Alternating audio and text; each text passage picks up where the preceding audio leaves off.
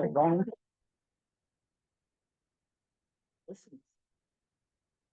All right, good evening. The time is 6 p.m. You okay back there, Vicki? Yeah, I just wanted to turn on the volume. Hang on. Okay. Okay. All right, the time is 6 p.m. Will everyone rise and join in the Pledge of Allegiance? Pledge allegiance to the flag of the United States of America, and to the republic for which it stands, one nation, under God, indivisible, with liberty and justice. Let the record show that the board is all in attendance. Any communication from board or staff? Matt? Madam President, just, well, are we not? I was gonna say, I don't think it's working. I'll just talk louder. Okay. I'll make this quick, just as we are considering land use tonight, just want to read into the record. This was posted actually on the Village of Harrison's own Facebook page, so it wasn't any community groups or anything, but the village's own Facebook page. With the development for the latest housing subdivision on the corner of Lake Park and Midway. Now we know, there's been a lot of discussions, we really had no choice but to do what we did there because all of it was gonna be apartments because the county wouldn't give zoning, so. And I think as a board, we made the right decision there. But our residents are really fed up. They really are. I'm gonna read a couple of comments here, word for word here. Emily Saban posts, very disappointing. Is there a competition amongst all villages, towns, cities in the Fox Valley for who we can develop the most? So sad to see every square inch of green developed. I thought Harrison was supposed to have a rural feel. Stop with this development. We can't handle any more growth. Dan Harrell. Unfortunate thing with the village of Harrison is the confusion over its identity. Although the entire village is legally called Harrison, most populated area identifies as Darway. Name even appears in the water tower. Darway holds a prominent place in the area history, but it needs to be part of history and not treated as its own entity. Talk to people about moving to the area and they're actually confused with what the area is called. It's true, we have an identity crisis, I think, which we need to try to figure out and solve it. Anyway. James Saylor comments, next will come the referendums for another school. This area has blown up with housing and apartments. Where's the retail? Question mark. Bill Colgan, City of Harrison. I could go on. There's several comments here. I won't for time to time tonight, but just people do not want to see every square inch of Harrison developed. And we need to also reference and make sure we're keeping in mind tonight the community survey as well. That will come. That's all. Thank you. I'd like to say something. As far as this, being a village and it should be Darboy and all that crap. We should have actually, in my eyes, we should have just changed our address to Harrison. Because there's so many people that their address is Appleton, but they're really in Harrison and they don't know where they live. I had a guy, a couple months ago say, I don't know where I live. And I said, what do you mean? And he's lost. And he said, no, he said, I don't know if I'm in Harrison, if I'm in Menasha, if I'm in Appleton, because he lives over in that subdivision. And across from me, there's 5 houses in Appleton. That's it. That's it. The rest is Harrison. And so they're confused. I think for our address, it should be Harrison. And I didn't care before, but I'm just finding that with people, at least then they know where they live. Just saying. I got a couple things. I attended that East Central Regional Planning Commission MOP meeting last Tuesday. That we had the big debate on whether or not we should even participate, whether we should be a signer to the document. Remember that big brouhaha? Nobody wanted to go, nobody wanted to participate. Well, it's good that we went, because unless you participate, you're a signer on the document, you're not included in any of the funds, period. Okay, not that we'll get much in the way of funds, because I found out there's actually 2 layers of federal bureaucracies on top of the Wisconsin Department DOT, on top of East Central Regional Planning Commission. And by the time you get through all those layers, it's not a very large pot of money at the bottom. But anyways, you had to be a signer to even participate at all. So, and at that meeting on Tuesday, they had every chief operating officer, which is the village chief, president, town chairman, sitting there. All of us had to be there to sign the document that went to the governor. So Other than that, it was a meet and greet. They're gonna have several meetings. I'll give Chad the information tomorrow and he can send it along in a Friday update. Thank you for sharing. My pleasure. Okay, anything else? Okay, all right, we are moving on to public comments and Lindsay, I think you're up. Okay. Now I'm gonna caution you, it's typically only 3 minutes long. Yeah, it So should I be need you to short. be brief, okay? Yeah. Is this one working? It is not. No. But we can hear you. Okay. Just have a seat, Okay. just have a seat. I'm a little nervous. I've never spoken at one of these before. Okay. So my name is Lindsay Cushman. I live in one of the houses. Well, we need your address. It's North 9393 Emily Lane. I live at one of the homes that abuts the trail along the Darboy Community Park, pond there. And I just wanted to speak on the lightings. I just wanted to make sure that people heard another opinion. No, thank you for speaking with me the other day. So first off, my neighbor, asked me to ask a few questions on his behalf as well. He's requesting the village get a photometric plan to see how much light is going to be emitted onto the trail, those neighboring properties, and then the pond itself. In addition, what is the impact to the wildlife surrounding the pond, and if it will affect those migration patterns to the many birds that do go to the pond. That is my main concern, the environmental impact. I feel like we are very fortunate to have this natural space. There is a lot of research out there now that shows there's negative effects of this artificial light at night on birds, their migration, pollinators, and plants. I just want to know if this was something that was considered by the board, and if so, what measures are you guys going to be taking to decrease that risk of unnecessary light exposure? And then in addition, is there a true need for lighting around the pond? Was a study conducted documenting the amount of traffic on the trail overnight specifically? I do know that a major factor in putting the lights in around the pond was to justify putting in electrical boxes for the festival of lights, which I completely understand. But what would the cost be to just put those boxes in and not do the lights around the pond? Ultimately, if lights are placed, which it sounds like unfortunately they are, you guys are moving forward with that. Will they be on 24/7? Are they going to be coming on at dusk and turning off at dawn? And I know I double checked, the Darboy Community Park is closed between 11 p.m. and 6 a.m. So I would assume the trail is as well. So if the lights are in place, can they be turned off for that period of time? And then could we make sure that the lights, and I don't know if this speaks more to, the staff, but can the village make sure that these lights used are warm colored and appropriately shaded to decrease the risks that this artificial lighting at night poses to the pond's ecosystem and biodiversity? I do appreciate your time and listening to me. I hope I was able to bring some awareness to my concerns about how our actions do affect nature around us and these green spaces, which I do think they're really important. I heard some of you talking about Apostle Islands, and I think we have a lot of beauty in our own backyards, and it's a shame to lose some of that. So, Okay. Thank you. Just so you know how this all started, we had a request come to staff asking for lighting around the pond, Okay. and that's kind of how it all got started. Okay. And then staff sent out that survey and that's kind of where it started. So we didn't I'm just, confused sit and about time it the up. survey because I'm not on social media. I only get my news really from the newsletter, and the lighting, the survey information wasn't on there. One of my neighbors let me know. So I did take part in the survey. But that's my concern too. This recent, like the spring, summer, and fall had nothing about the lighting, so I thought it was a done thing. And I have 2 kids under 3 at home, so I just don't have the time to continuously check the village page. So yeah, I just wanted to be heard.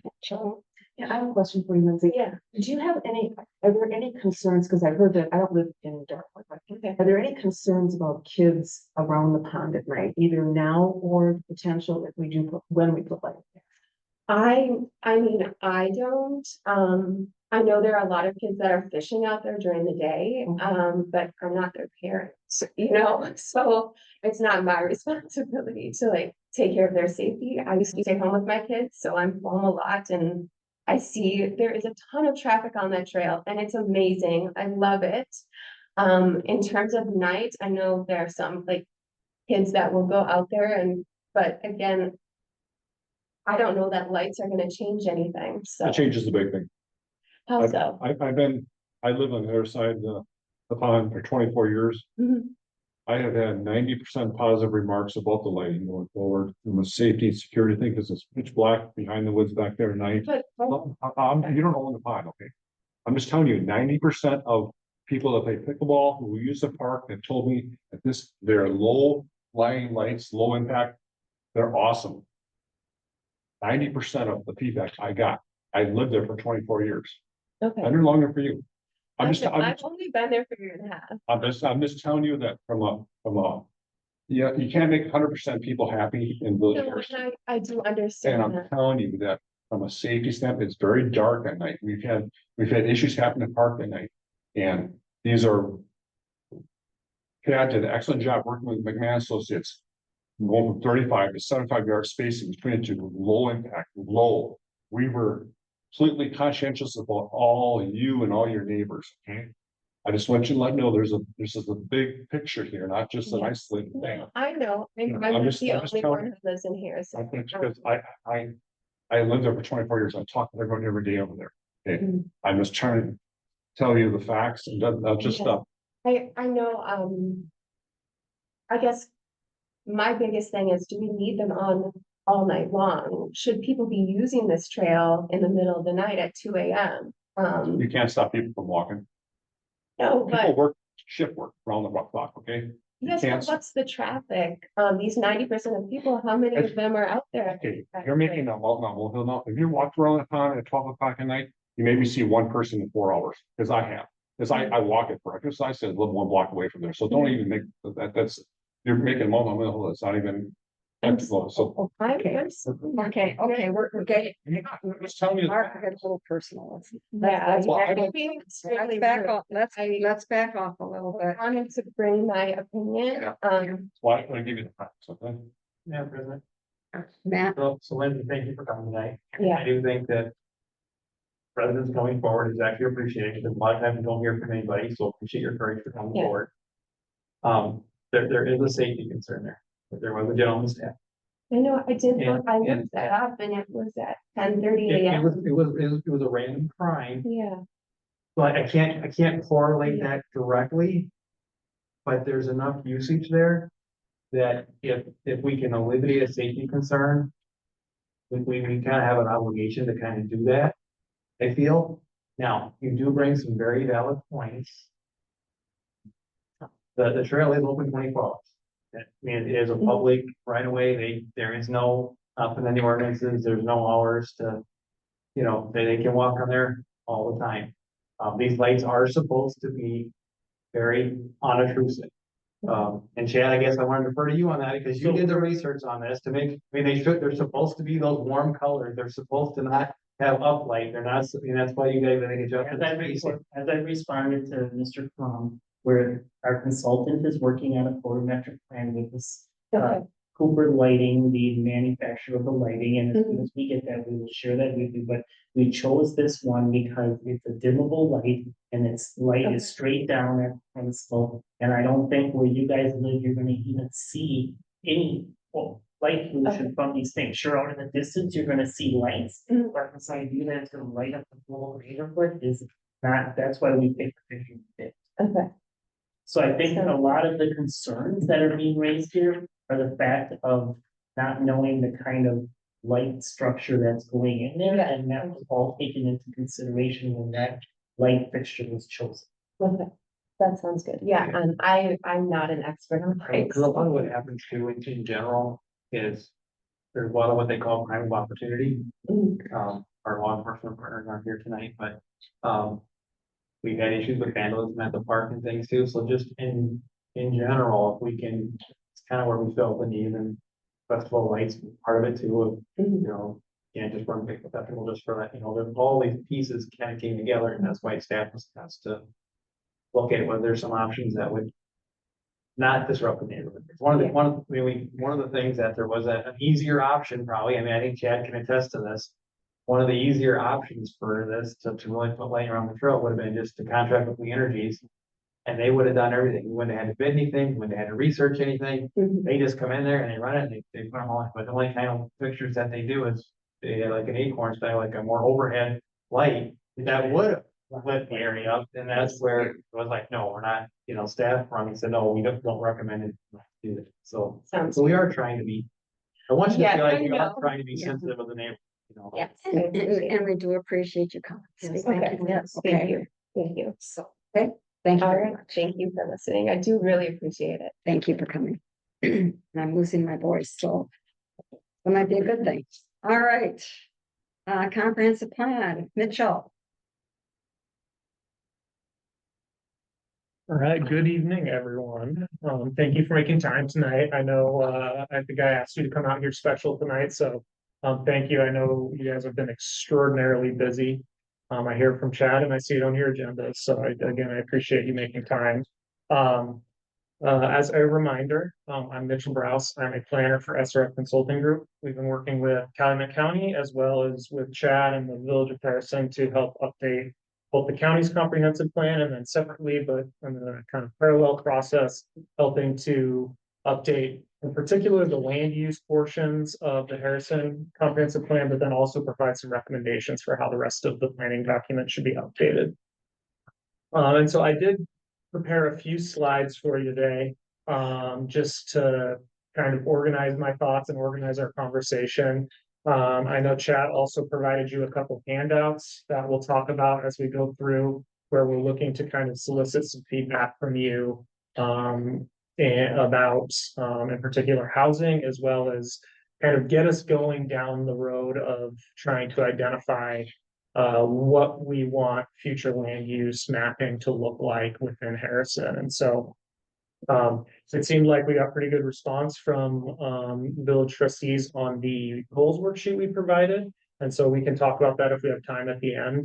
And so we thought, in talking with Chad, we thought that this seemed like a good way to go about continuing to keep you guys engaged in this process and allow you to kind of sit and think about some of the feedback we're looking to get as we kind of move through this process, rather than asking for you to kind of give it to us immediately in a meeting in the works. And so hopefully we'll kind of continue this process. If it works, if it doesn't work, let us know. We can kind of shift the approach to how we're kind of getting feedback from the village board.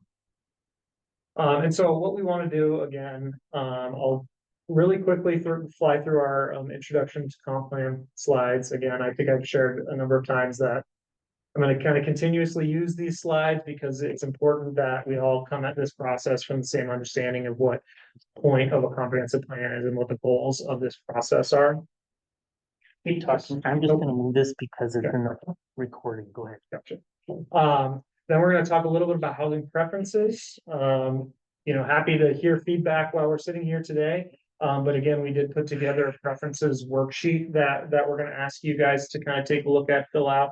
And then we'll also talk a little bit about a survey that we put together that we're hoping to push out to the community at large to help dig in a little bit further on what types of housing people want to see within the village of Harrison. We've kind of scratched the surface of it with some of the surveying the village has done up to this point. This will kind of dig a little bit deeper into that question about housing type and housing preference and what people would like to see. Answer the question. Yes. And I want to refer to Lindsay too, because I can see that you're here also on this. So you mentioned that survey you're looking to push out to like the community. Yep. How are you thinking of doing that? Or is there a way to do that, like Lindsay would help you or others that see stuff more like that to be engaged, you know, in input? I mean, like I said, for me, the newsletter is very helpful. I mean, now that I'm here, I can know where to check. You know, when you think online, it'll be on the website. Yeah. But we can talk about this, but Vicky just shared, we have an election coming up, we have early voting coming up. I think there's opportunity to handle stuff as part of that. The survey that went out for the Darboy lighting project really was just put on Facebook at the time, because it didn't affect the whole village per se, and but you can't wound in on a certain area. But we would definitely do kind of the same outreach that we did as we did with the village survey to get it out to everybody we can. The newsletter is a little bit more challenging because it only comes out quarterly. So, you know, at the 3 month span, but there is other ways that we can get information in the hands of people, and we've sent out postcards and those things. Yeah, I was gonna say, Chad and I haven't specifically talked about that, but we try to use really any source we can, you know, we'll push it out on social media, or ask the village to. If we can do mailers, if we can do handouts at elections with QR codes, if we can start putting up posters around the community with QR codes that people can scan and get access, we'll do that as well. And so we'll try to do as you know, full of approach that we can to get word out. And certainly if we're starting to not see the results coming in that we would want, we'll adjust our approach. Now we're getting the word out, make sure that we're approaching it from the right standpoint. The other thing we like to do, we ask you all to share it with your you know, with your community members and as much as you can as well, because we know that you guys have good and strong connections within the community. And so you know, to some extent we rely on the people who are grounded in the community to help spread the word about events, surveys, anything else we have going on. Yeah. And so then the other kind of thing we'll talk about is kind of talk a little bit on a high level about the land use framework. And then we'll talk about a little bit of a mapping activity that we put together for you to start the conversation about where we want to see development, where we don't want to see development, so that we can take some of that feedback along with what we already know from some of the surveying the village has done. Some of the surveying we'll learn from housing preference and things like that to start to build out some different land use and growth scenarios that we can then bring back to you and to the public to kind of get some feedback about how do we want to distribute growth, what level of growth do we want to see, and then more specifically, you know, what does the growth look like? And so, you know, by doing that, we can take a few different scenarios when it comes to land use, and then, you know, kind of come together and figure out what's the best approach. We like to do kind of a low growth or status quo type scenario, a higher growth scenario, maybe something in the middle, and see what makes the most sense for the community at large. We know that Harrison is growing at an extraordinarily high rate, and that's likely to continue. And so having considerations about what makes most sense about how to accommodate that growth, or, you know, increase it if that's what people are wanting, or kind of slow it down if that's what it sounds like the community would like to see. And still, you know, I think there's a lot we can do from the land use standpoint to address some of the comments that Matt shared here at the beginning of the meeting, and that we kind of continuously see come up as we do more surveying, hear more from the community. Yes. With this concept plan they're talking here tonight, what are we doing with Calumet County? Calumet County has been handcuffing us. We could have the best plans in the world. Sure. This is really good tonight. Mhm. We look at $100 million of growth in the last 2 years in Harrison. Mhm. They are handcuffing us to the 9th degree. The from Darboy to 55 should have been 4 lane. Sure. And we have a commercial sector going down in. Mhm. And they chose not even to tell Harrison that they're going to, that they reduce it from a 2 lane road down to a 1 lane road with passing thing.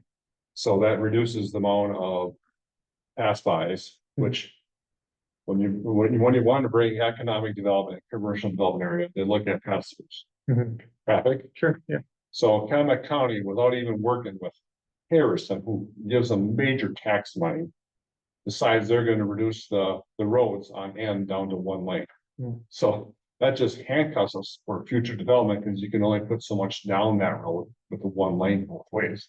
Sure. So somehow we have to get the message to Calumet County, if we're going to grow the way we want to grow, is that we need to get these county supervisors and help supporting us 110% of what on board with us. Because right now, they are constricting us on the 4 lane from Darboy Club 255. And from end, they decided to go from 2 lane down to 1 lane. Mhm. Which handcuffs us for future economic development. Do you agree? It certainly has an impact on all those things. Well, I'm just a numbers guy. I'm a numbers guy, and if you look at how other communities in the state of Wisconsin do economic development and growth. All companies who research areas, whether it's the west side of Hamilton, they look at that, they put the strip across the road and look at the amount of cars going by every day. You know? And we're taking a 2 lane road down and doing a 1 lane, Mhm. you know, for example, I had breakfast last week. 3 days at Mullins in the morning, between 6:30 and 7:30. That traffic from KK to the roundabout on Midway was backed up to Midway 1 lane. Mhm. Unbelievable. And this is, granted, there may be some construction with State Park Road. I gotta take that into account, a lot of things. Mhm. But wow, here we wanna try to do all this commercial down the end, and the traffic is already backed up from KK to Midway roundabout in Mhm. 1 lane. Yeah. Where I tried for 20 minutes to get out of that road on Midway and go, and go south. I couldn't. Mhm. It's like, holy smokes, did Calumet County ever consider what they did to us by going from 2 lane to 1 lane? Because with our long-term goals of economic development, was that even considered? I don't know.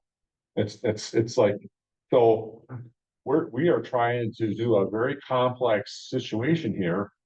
When we are being constricted from our own county that we're paying all this taxes to. That's the big picture. Yeah. And I just want to make that known for the record. Yeah, no, I appreciate that comment. I can't speak specifically to their decisions about why they made certain decisions about road Yeah. improvements or lack thereof. I think part of the benefit, hopefully, that we're working with you and we're also working with the county is, hopefully we can help set the framework to allow some more collaboration, make sure that these plans and growth plans work together. And it's certainly not going to direct all of their road investments, but one of the things we're hoping to do is to build a more collaborative relationship between neighboring municipalities, but also the county and those municipalities part of this plan, and leave hopefully both the county and the village with a plan that kind of works together rather than works against each other. And it's not an easy thing to do, and we're not going to be able to solve all those issues, but we hope to at least provide some resources to help get closer to a solution. I just have a question on comprehensive plans Sure. in general. I've never done this before. I attended a seminar, but I just have questions. Mhm. As we go through this land use framework and deciding what kind of housing, do any villages or communities kind of back into what they want? And what I mean by that is, like, if you have a population, Mhm. do you ever kind of say, okay, our ideal goal that we would set would be, X% multifamily, X% rural, X, whatever. The same thing has to do with, our business or whatever. Mhm. Does that ever happen where we set a goal like that and then back our decisions into that to see if we're meeting our goals? Certainly some communities will do that. I would recommend we don't get too tied into those specific numbers, because we also want to look at, like we were just talking about, what does our road look like? How do our services provide? What type of services do we have, so that we're not still married to a specific number on multifamily and single family on commercial, that we're ending up putting those land uses in places that we shouldn't have them.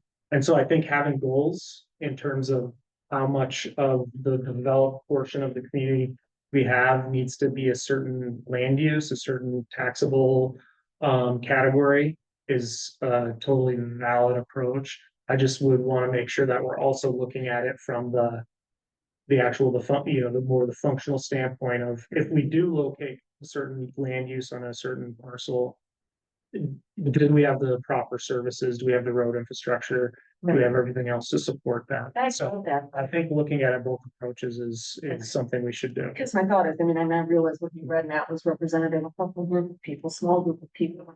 You know, how do we know when enough is enough or too much is too, you know, I don't Yeah. know how we know that unless we have a way of measuring. Yeah. And not that you have to be married to it, but Yeah. just some kind of a guideline that we Mhm. can say, okay, we're capped out at residential now, and here's how we know that. Yeah, I think, I don't have numbers for you today. Yeah. But certainly we should consider it and think about it. One of the things we will do, we have done is, doing some population projections. Building from a variety of scenarios, looking at past growth, looking at some of the data provided by the state. That the kind of the amount of growth that they projected within Harrison. And that gives us kind of a baseline of if things go as they have, all out, kind of status quo, what's the amount of growth that we can expect to see? Now, of course, growth is very closely tied to housing development. Because if you don't have additional units, of course, there's nowhere people to live. And so using those growth numbers, if we're able to come to a reasonable growth scenario, then we can help determine, all right, how many housing units do we need? We can think about, if we developed certain portions of the city at certain densities, how many people will that accommodate? And that can help us get an understanding of realistically how much acreage of housing do we need at different density levels. And part of that calculation can be that understanding of, for housing growth, how much do we want single family? How much of it do we want to be multifamily, moderate middle density? And that can help us kind of determine what the appropriate amount of different land use types show up on our land use map. Last question, I'll make this quick then. And during the course of this planning, then do we factor in, safety? Do we have the safety? Fire, police, Mhm. what was our impact on schools? That's all factored in. Yeah. So there's community facilities, utilities, community services chapter as a part of comp planning. Thank you. If we don't consider that, we're not doing good planning. And so certainly service areas for fire, EMS, police, sheriff, that should all be considered. Public safety schools, all of that should be part of the calculation, as well as, sewer and water and septic and things like that. Thank you. Thank you.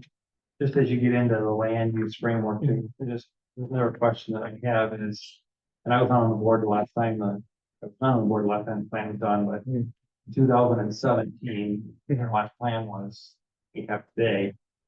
It seems to me that there was a lot of pipe dream type things, a lot of unrealistic expectations. I realize there's some predictions probably of how fast things are going to develop. But there's an awful lot of agricultural land that got slighted into certain land uses. Sure. That to this day are still agricultural, even though they're in various uses. Some we've had developers wanting to do stuff on that probably contradict where we're trying to go, and then other pieces are still developers and that can, forward farmers aren't ready to sell or retire or different things at this point. Right.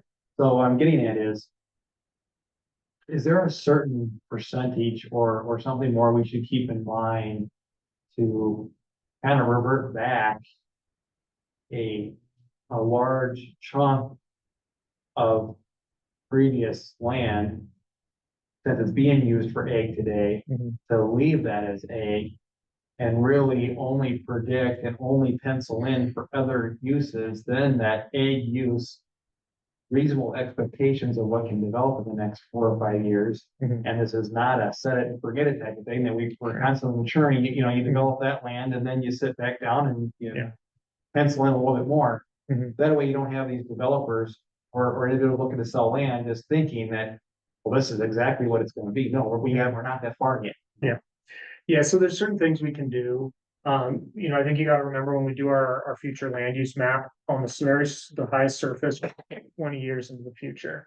Now, the state law says we should be updating our plans at minimum every 10 years, but we vision out for 20 years. And so when we look at that, we often end up with ag land, especially in communities like Harrison, showing up as some other land use on our future land use map.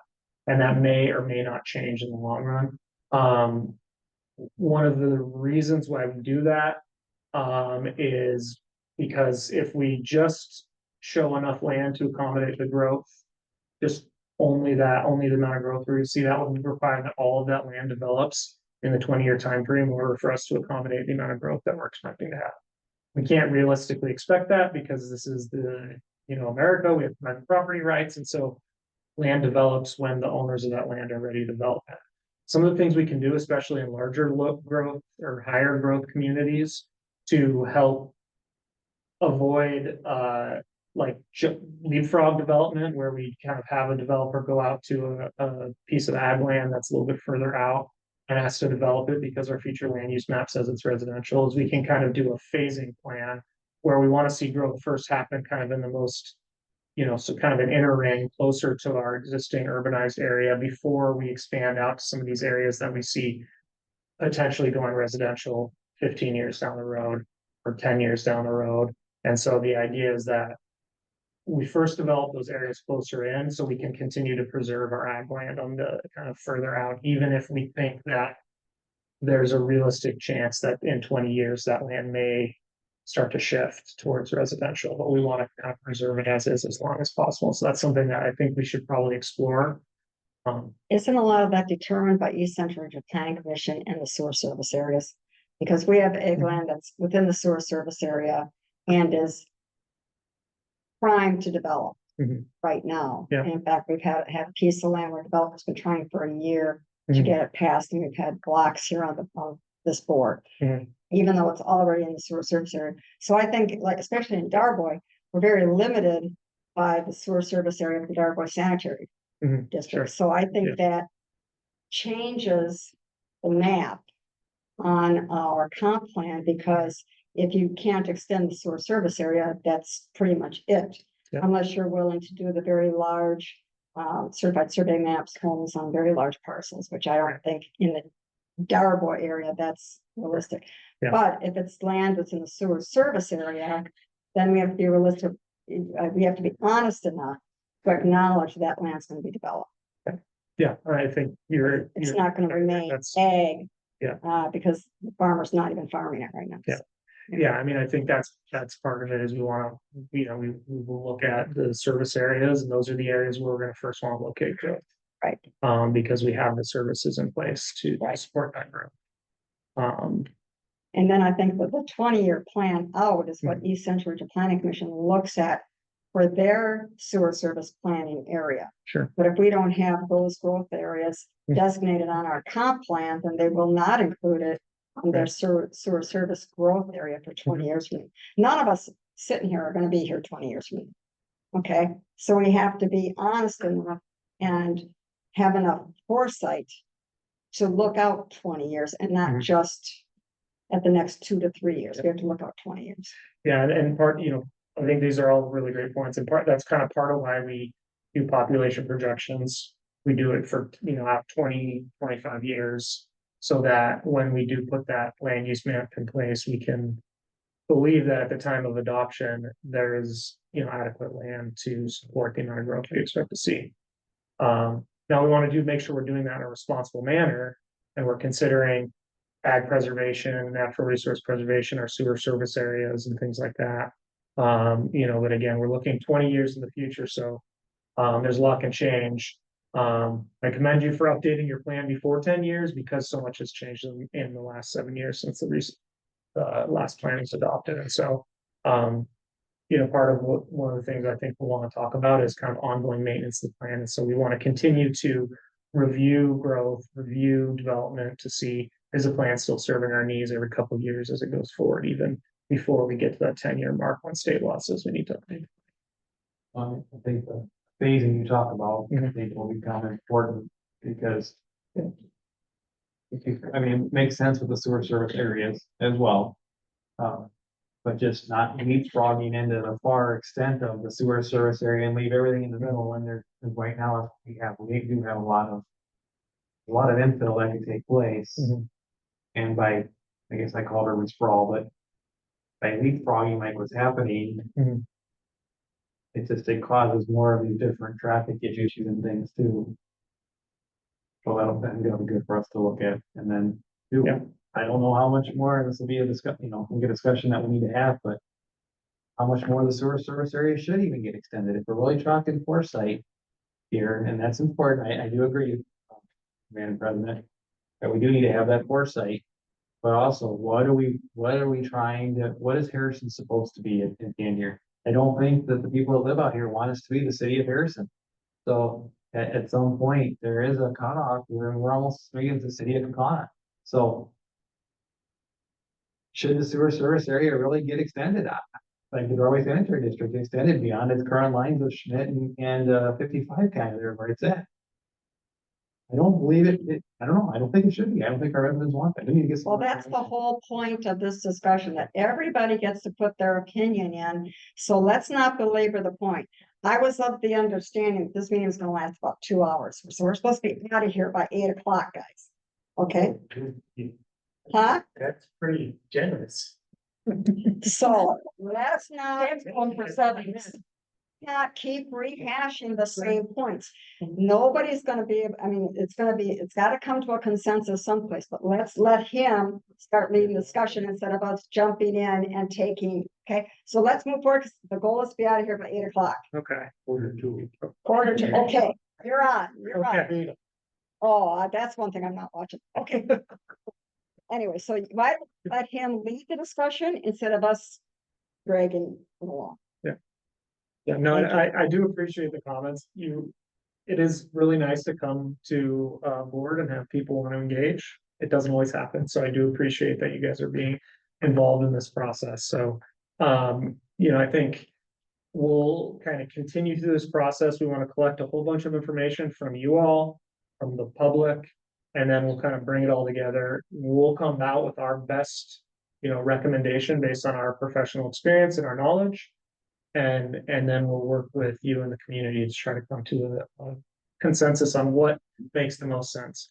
We know there's a lot of different opinions, so we're probably not going to make everyone happy.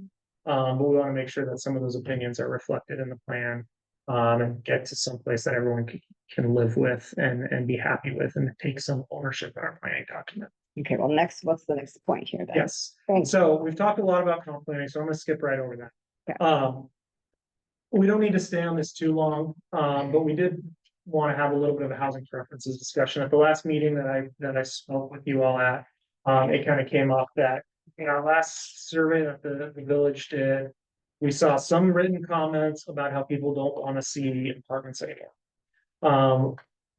Because, that didn't seem like, maybe we don't know what the consensus is on housing. And so one of the things we wanted to do is try to dig into that a little bit deeper with the community. And so we've put together a housing preference survey where we kind of go through all different housing types, from very large lot residential, single family residential, down to more we call missing middle housing or moderate density housing, middle density housing.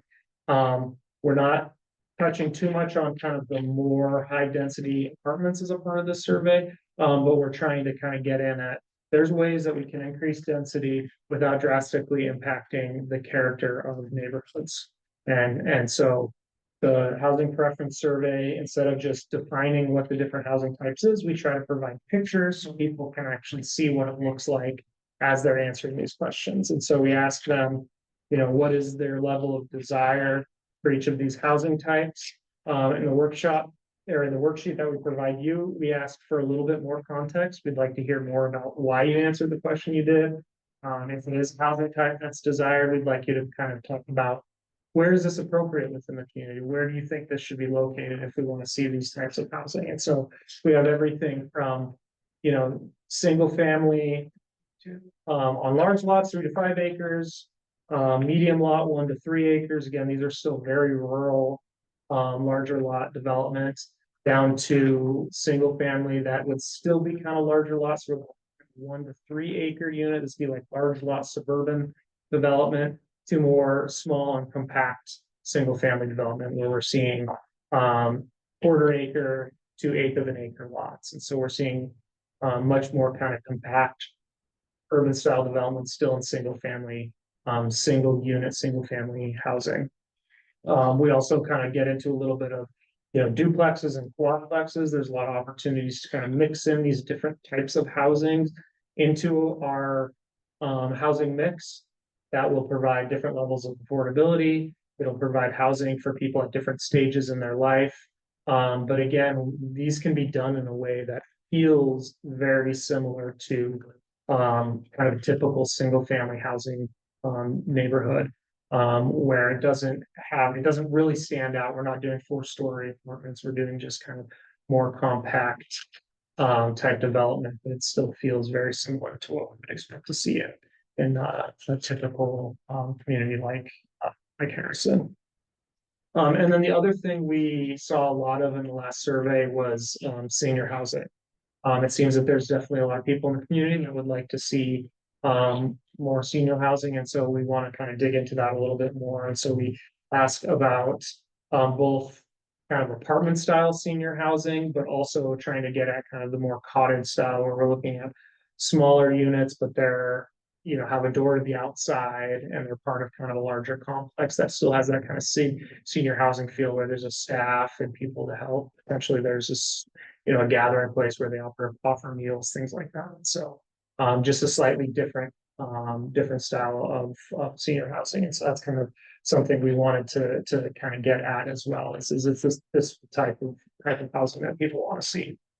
And so again, we have the worksheet that I ask you to kind of fill out, provide some context, just like we did with the goals worksheet. You want us to take this home and bring it back? I would like you to take. So you don't want us to do it right now? You don't need to do it now. You can give it to Chad. Good. Okay. Asking him now. Okay. He'll scan it in just like he did with the gold worksheet, and he sent it back to me. We were able to type everything up, Okay. And kind of compile it so we can get some general trends of what we're hearing. Tomorrow. How's a week sound? Yeah, next Tuesday. Next Tuesday, does that work? Planning commission meeting, right? Next Yes. Tuesday, okay. So next Tuesday. And then the other thing we'll do is, again, very similar on the survey. It's a Survey Monkey that we put together. We'll work with Chad on getting that starting to get pushed out to the community so that we can start to solicit feedback on this from community members as well. And again, we're just trying to dig in a little bit further on housing types and what people would like to see. I know your last survey hit it at a high level, but this is kind of much more specific. And so hopefully we'll start to see a little bit more parsing on housing types and what people want. I'm happy to hear if there's any comments or questions. Oh, let's just on keep this going. thing. I have a question on housing type. But where I put this, because I want to take this feedback, and it's something I've heard from multiple people, is combination housing and small business. And obviously it wouldn't be in a subdivision, but we're talking to people that probably got at least an acre. We got to figure out what the zoning, that figure out the details, but where someone has, at least an acre or something, enough property where they have their house.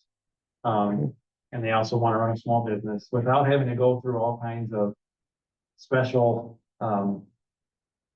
restriction, all kinds of rules. And I know there's different ways to get through things, but not have to go through all the application process and everything, where they know, hey, I can buy this house, I can put a building up, I'm a plumber, I'm an electrician, I'm a detailer, I need, we have one of our lots in our business park, wants to have their building and they want to live there, it's part of the thing, so there's a demand for that shared kind of thing, and I think that can help further too. Why I'm really kind of passionate about that is I've gotten this feedback from people is it can allow us to still have some housing growth, because I realize you want to grow your population to a point. I get that controllably. But also that can help our strong commercial desires that we have to get some businesses here in Harrison, and especially the small. Yeah, so we don't ask about that specifically in this survey.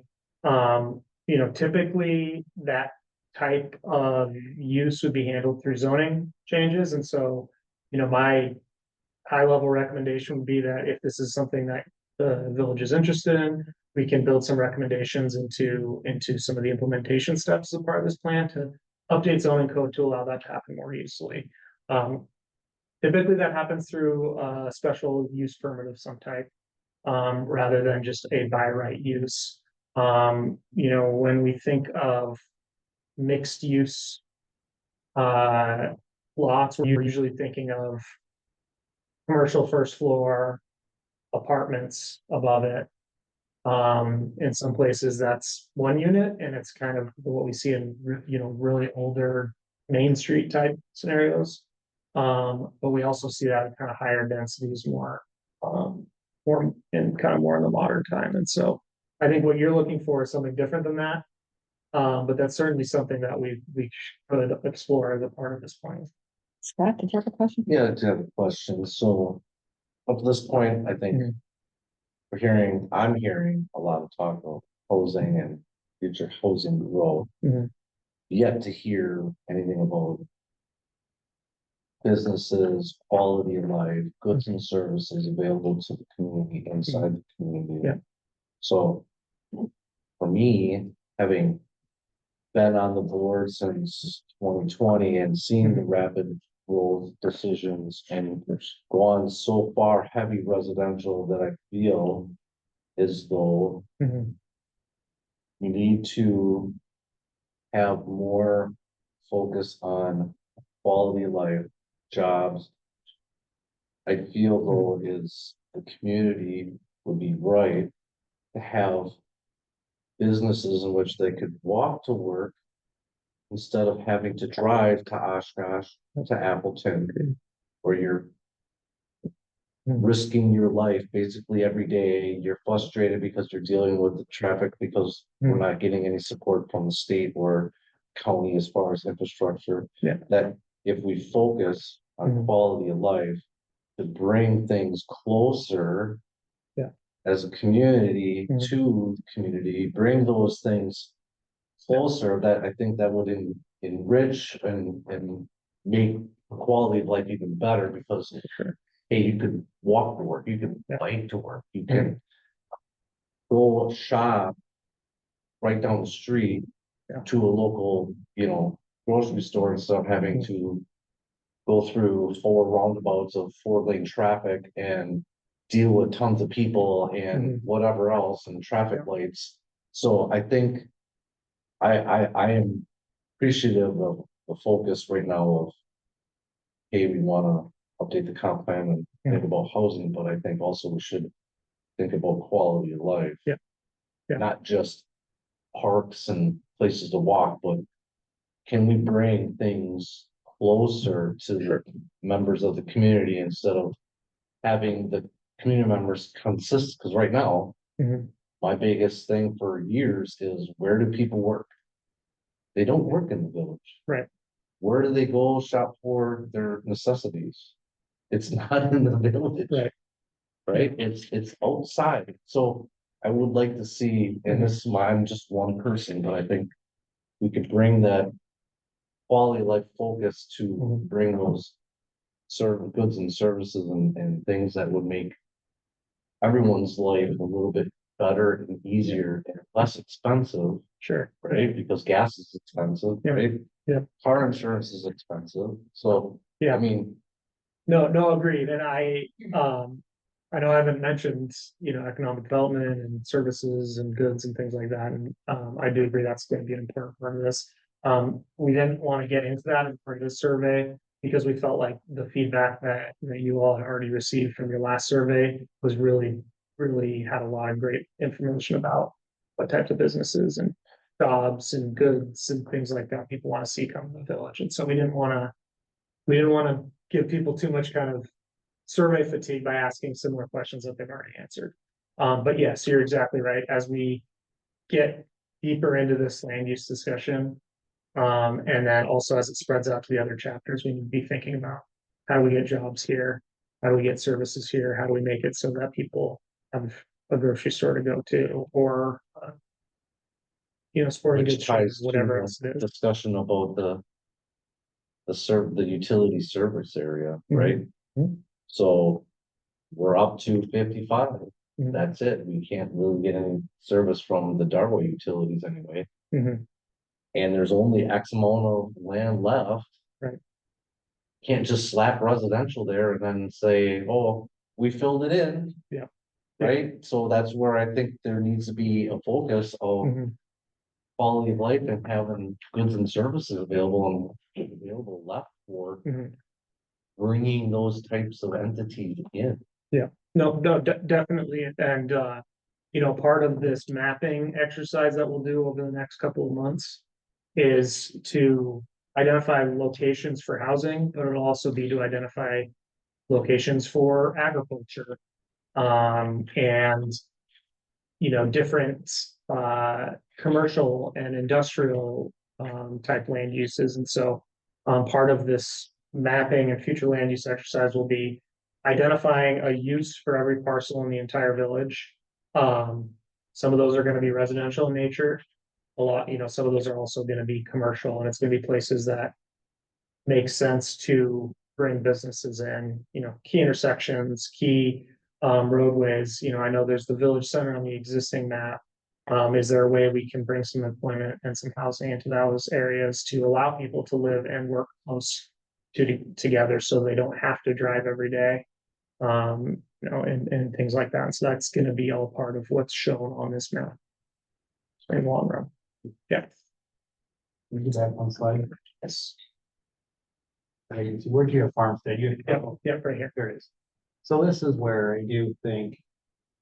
To kind of go on is where, and maybe it's category, but along with the farmstead, that kind of also goes along with the mixed commercial, residential Mhm. uses. Yeah.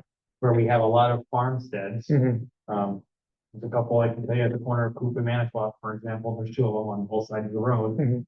That they're couple acre parcels. They're an old farmstead. Mhm. They're not gonna necessarily be agriculture, but there's agriculture out, you know, old outline and stuff, one those turn into, that's where that kind of that, it's small business. Yeah. Yeah. To. Right. Connect that a little bit. Yeah, and the other thing we've kind of added for consideration is this kind of special agriculture. Currently, there's a category for nurseries.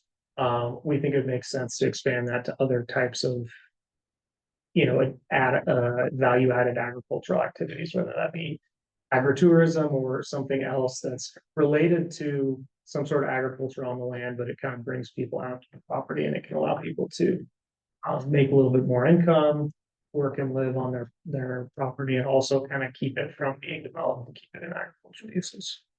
One more quick comment on the housing and then I'll really continue, but just when we survey the residents. Mhm. I think we need to be careful to assume. That the population is going to grow substantially. We should be really trying to drive into, do they want the population to grow?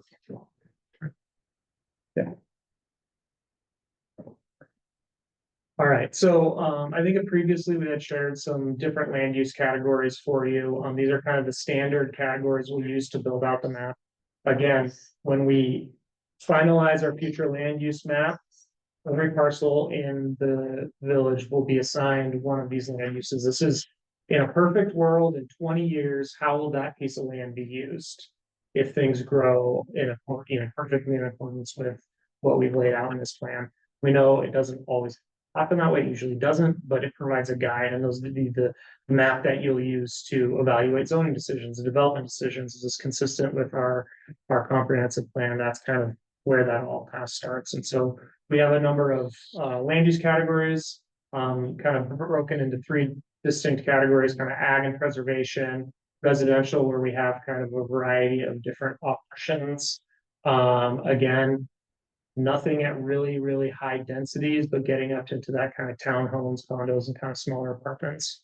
And then we get into some more commercial industrial type land use categories, things like, you know, mixed use and commercial industrial, public institutional parks and rec. And so again, every parcel should be identified as one of these in our preferred future land use map. And so the last thing I am going to walk through with you today before I mercifully let you go is the bigger sheet that we shared. This is kind of a mapping activity we'd like you to do. I also passed around a bundle of 4 pens and or markers of 4 different colors. And so what we'd like you guys each to do is to take this home again. You don't need to do it tonight, but think a little bit about the colors on the bottom left that we have. Green, where do we want to focus growth? Blue, where should we keep land use as it is? Red, areas that there's some negative association with. If you have those areas, please tell us why. Black, areas that you just have other comments on that you'd like us to know. You can certainly mark this up as much as you'd like with those general colors. And then It's just also, hard to differentiate. Yeah, some it's really- lines. yeah, that's what I was worried Like the about. white So, and the white, I could see if I go really Yeah. close, I could see that's where the streets are, but. yeah, it's I really can't hard. really see very well. I have to really put this under a microscope to kind of, Ye- I don't know, is there a way to print this with more color differentiation here? Or? Yeah. I was looking at it with their copy machine, but then when I looked at his picture, it wasn't much better. Yeah, Yeah. this side is really bad. This side is better defined, but this side Yeah. is really, really, yeah, so we can do, I mean, we could take a Different- best guess. We all probably have Google Maps on our. yeah. yeah, but I don't want you to have to go back and forth too much. So Yeah. we'll look at this and see if we can I mean, we'll make it a work little with it bit for now. clearer. but I We mean, could do it on Yeah. 2 pages. Well, and so we can make it a little bit Yeah, bigger. I would do it on 2 pages Um, because it's, If you, even if it ends up being 3 or 4 pages, I would rather have, Mhm. so, I mean, even if I look at the. More populated quote Darway Harrington area. You know, and stuff in here to know what's truly developed right now and what isn't. And if it's 6 pages you have to give us to Yeah. get into the detail, I would rather have 6 pages to go over the color, to be honest. No, And that's, I'd that's like- fine. I'd like He to, likes coloring books. I'd like to add another color. Provide to the trustee that comes back with the most colorful. I- Page. I'd like to add another color, another designation, because we do have.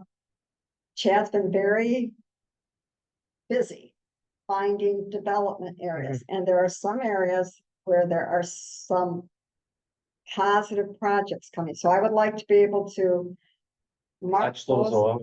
yeah, As have already there. as probably looking for, in fact, one of them you would love.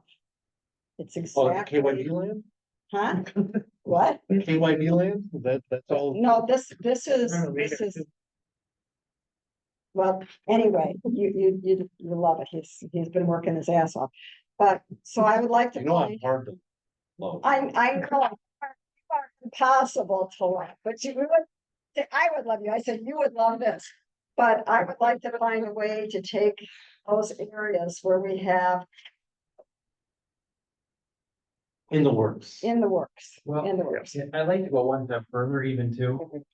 And Chad, I don't wanna put you on the spot. So, A lot of it cannot be said in open session. no, So no. don't no, ask the no, wrong not- question. I won't, no, I wasn't what I was going at, but Chad, and feel free to say no. But I'd almost like to have your coloring a little bit. And not to say it's the whole village, but just a guide for us, because you have the economic development expertise.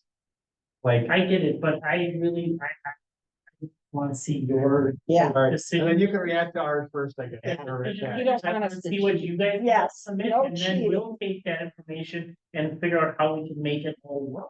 Yeah. And that means everybody's and- gotta do their own map. You But can't then- look over All somebody's right, shoulder. but I'm saying, Yes. that sounds good, but then but don't, like, You you see- get all of our stuff, then tell us if we're crazy too, like, no, hey, that doesn't work there. Yeah, I think we'll work very closely with Chad as we pull these together and. We believe part of our role is to provide our personal opinion, or our professional opinion, not personal, excuse me. Yeah. Professional opinion as well, and so we'll take everything in. If we think something is maybe not a great idea, we'll tell you that.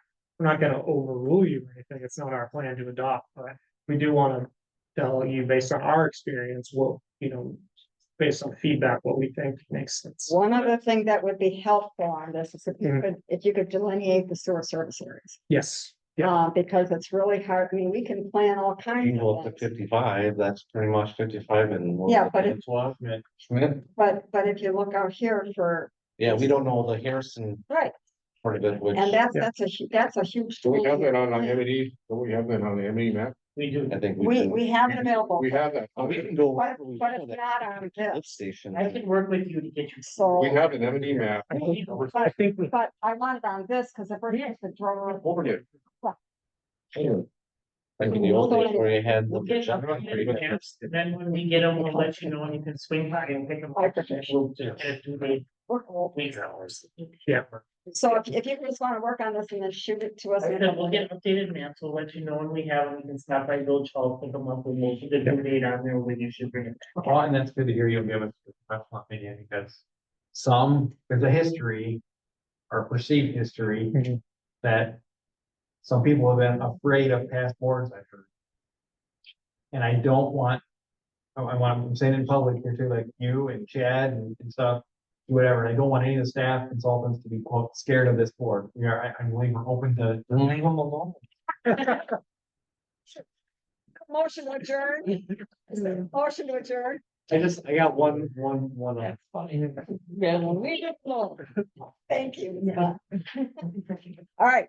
I got one more question. So one of the items that was brought during a separate exercise for visioning, was someone had asked me, what would you like to see Harrison in the future? And one of the things that I had thought about, and I said, you know, it'd be really nice if Harrison had something substantial and unique just to Harrison that would be more of a rallying, right? So you think of other communities, right?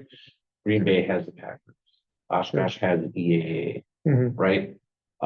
Seymour has the county fair, right? So each of these communities have their own little niche, own little thing, right? That sets them apart. But we in Harrison really, other than maybe sturgeon spearing, you know, I mean, we don't really have something unique that says, hey, when you think of Harrison, you think, you know, what do you think of when you think of Darboy? Right. Or Yeah. Harrison? What do you? It's kind of hard. You come up with probably 70 different answers if you have 70 people versus when you think of Oshkosh, well, yay. You think of Green Bay Packers, you think of, you know what I'm saying? So I guess I would challenge us as a board to think not just as comprehensive plan for futures, but future as a community. What are we going to identify ourselves as your opportunity as we think to set ourselves up uniquely as Harrison versus just, you know, a bedroom community, you know? And you bring up a valid point, and I think some of that ties into that quality.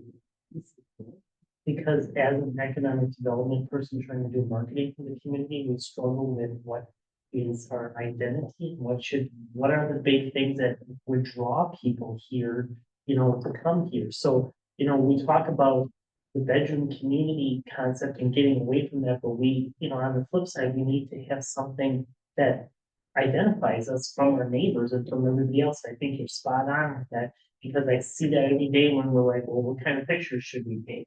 And we issued a photo contest in our last newsletter. We've got very limited requests of photos that have come in, because I think people don't know what besides sunsets and sunrises and lake photos, they don't know what to really, you know, tie us to. So it's interesting to see that is missing in the community. You go up to Crandon, what do you think of? What do you think of when you talk about Eagle River? Rhineland or Bodie country or No, whatever. right? So I can name a community in anywhere in Wisconsin that have something that people identify that community with, and that's where I think really help us as a community to unite and be marketable to. I'm on the Winnebago Fish Advisory Council with the DNR as the president of a fishing club. So they only have presidents of fishing clubs on this. And there's 3 major fishing clubs in the village of Harrison, Lake Park. Harrison and Brickyard, which is just south of us in Harrison down there. And so the fishing on Lake Winnebago for perch, walleye, sturgeon spearing, they're talking millions of dollars in the village of Harrison here that we have. And granted, we have to go to the landings at State Park, we have to go to Jefferson Park, actually, we have to go to the county park. But those landings are booked all the time, hundreds of fishermen from the Harrison people all the time. So they have to get to Harrison, get to these landings, you know, and it's premier, walleye season's over year round, the best perch fishing in the Midwest. And the best sturgeon spearing in North America here. You know, all in the village of Harrison, you know. So that's something that. It's good information. No, I Yeah. remember having a conversation with Scott about one thing that could make this place different. And Scott's idea was if Village of Harrison has the most shoreline on of anywhere, but we have no access to the water, we could have our own park, our own boat landing, our own marina to give us identity to the Lake Winnebago. It would be cool, you know, in this day and age with the cost of land. probably not gonna be possible. Had that been a lot of years ago, that would have been. With the state park system, we, you know, Well, the state park is a good advantage, yes. Right. it's right there. Mhm. I'll tell you the story, how we lost all the lakeshore between State Park Road and the old fishing landing down there. Some other time, we have a glass of wine and we'll sit and talk about how Harrison lost all that land. It had to do with a beauty parlor. So. So that's what I'm saying, back, you hear all these, and previous this is 40 boards, years ago. you hear 40 years ago. opportunities lost, Yeah. and that's where I feel someone who's sitting in this position, I want to make sure Yeah. that we're not gonna swing and miss again, because we've had 60 years of swings and misses. Mhm. And one of the biggest criticisms I've heard from people is we do so poorly in planning that they feel like it's a wild, wild west out here. And I just want to change that perception Yeah. that we're just this, hey, you want to build in Harrison? Come on in, just do whatever you want. It's like, no, you just can't just throw up stuff. It's gotta be done in a way that people can say, you know, these guys know what they're doing. We're doing it in a proper manner, and it's improving people's lives overall, not just for the landowners or the developers, you know? Yeah. So, Well, as a planner, that's what I hope we can do. That's why I like my job, is so hopefully we can do that. And, you know, I don't know that we're gonna, well, we're probably not gonna be able to answer the what is Harrison people quick in this plan, but hopefully we can provide you Something to a think plan about, I that can guess. help you take advantage of the opportunity when it comes. I do think, though, I guess I would challenge you to think about maybe not just direct plan that what is Harrison gets fully answered, but I think this should be the start of what is Harrison. Sure. And I think there should be some next steps of what do we need to do next, 18, 24 months or whatever. How do you truly define that? Is it the nature? Is it the fishing? Is it the birds and all the wildlife there that we try to set aside too? And when we get to that point, there will be actions. Yes. Yep. Is there a motion to adjourn? We have a closed session. Oh, that's right. motion to go into closed session. Motion to go into closed session. I'll second. Roll call vote. Aye. Aye. Bye. Aye. Take a Okay. 2-minute Thank you, Lindsay. Yeah, let's take a 2-minute break, guys. Mike Jordan, have a very fast cigarette. Need seconded it. It's second, yes. Just send over the maps, yes.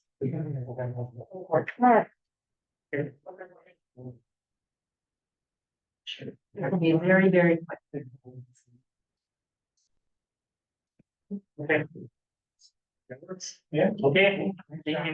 Oh, did you take my